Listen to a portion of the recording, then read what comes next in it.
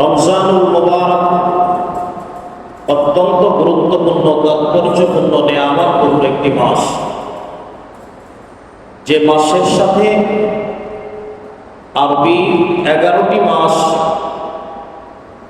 এর সাথে কোনো সম্পর্ক নেই। রমজানুল মুবারক একটি স্পেশাল মাস। এ মাস আল্লাহ পাক যেন নিজে কুদরতি ভাবে রমজানুল মুবারককে তিনি সাজিয়েছেন, এমন সুন্দরভাবে যে রমজানুল মুবারককে আল্লাহ সুবহানাহু ওয়া তাআলা সাজালেন, এভাবে করে অন্য কোনো মাসের মধ্যে এত বেশি গুরুত্ব দিয়ে ওই মাসগুলোকে সাজানো হয়নি। রমজানুল মুবারক ইমানদারদের জন্য রূহের খোরাক, মুমিন মুসলমানের জন্য এটা রূহের খোরাক। রমজানুল মুবারকের নেয়ামত সবাই বুঝতে পারে না, রমজানুল মুবারকের গুরুত্ব সবাই বুঝতে পারে না। রমজানুল মুবারক এমন গুরুত্বপূর্ণ নেয়ামত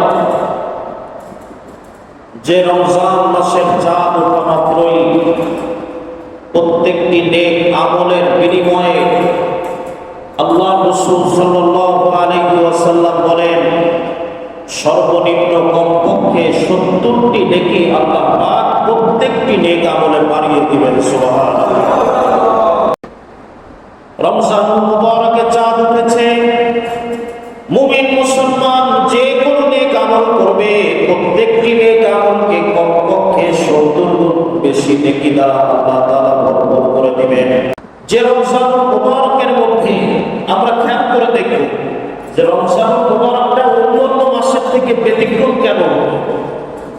রমজানুল মুবারকে আল্লাহ রাব্বুল আলামিন রমজানে সিয়াম সাধনার ব্যবস্থা করেছেন, রোজার ব্যবস্থা করে দিয়েছেন। রমজানুল মুবারকে সাহারির ব্যবস্থা আল্লাহ তাআলা করে দিয়েছেন।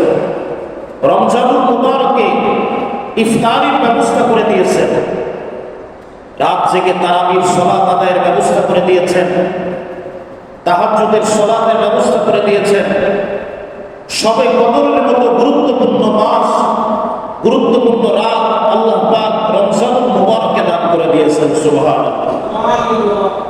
কোরআনুল কারীমের মধ্যে রমজানুল মুবারক বিষয়ে আল্লাহ রাব্বুল আলামিন বলেন, শাহরুর রমাদানাল্লাযী উনজিলা ফীহিল কুরআন।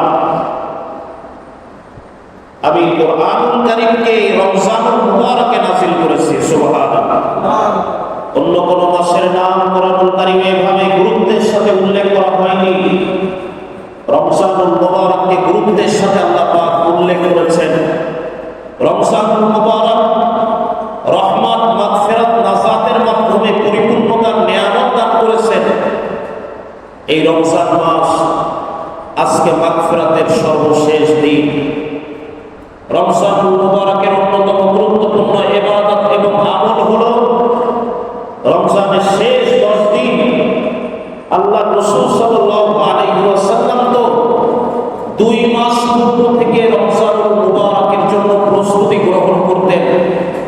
আমরা সবাই এই দোয়া করেছি, আল্লাহুম্মা বারিক লানা ফি রজব ওয়া শাবান ওয়া বাল্লিগনা রমাদান।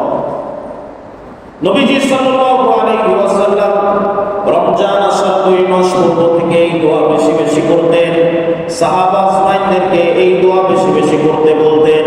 রমজানুল মুবারকের শেষ দশকে আল্লাহর হাবিব সাল্লাল্লাহু আলাইহি ওয়াসাল্লাম অত্যন্ত গুরুত্বের সাথে, তাৎপর্যের সাথে শেষ 10 দিনকে অতিবাহিত করতেন। নবীজি সাল্লাল্লাহু আলাইহি ওয়াসাল্লাম তার জীবন দশায় যতদিন জীবিত ছিলেন, রমজানুল মুবারকের শেষ দশকে আল্লাহর হাবিব কখনো ইতিকাফের আমল ছাড়েনি। ইতিকাফের আমল আল্লাহর হাবিব সাল্লাল্লাহু আলাইহি ওয়াসাল্লাম কখনো ছাড়তেন না। ইতিকাফবাসী নেক আমলের গুরুত্ব এত বেশি দেওয়া হয়েছে, এত বেশি তাৎপর্যপূর্ণ ফজিলত বর্ণনা করা হয়েছে, অন্য অন্য কোনো আমলে এত গুরুত্ব দেওয়া হয়নি। আল্লাহর হাবিব সাল্লাল্লাহু আলাইহি ওয়াসাল্লাম রমজানুল মুবারকের শেষ দশকে ইতিকাফ করতেন। শুধুমাত্র ইতিকাফ করতেন তা নয়, কোমরকে শক্ত করে বাঁধতেন। শেষ রাতে সবাইকে ঘুম থেকে উঠিয়ে দিতেন, কাউকে ঘুমাতে দিতেন না।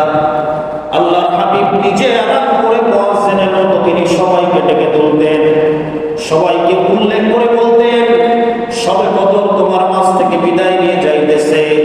রমজানের শেষ দশকে আল্লাহ তাআলা শবে কদরের মতো গুরুত্বপূর্ণ নেক আমলকে রেখে দিয়েছেন, যে শবে কদর সম্পর্কে হাদিসে পাকের মধ্যে পাওয়া যায়, একটা শবে কদরের রাত জেগে ইবাদত করলে 1000 রাত জেগে হজ বেশি সওয়াব হয়।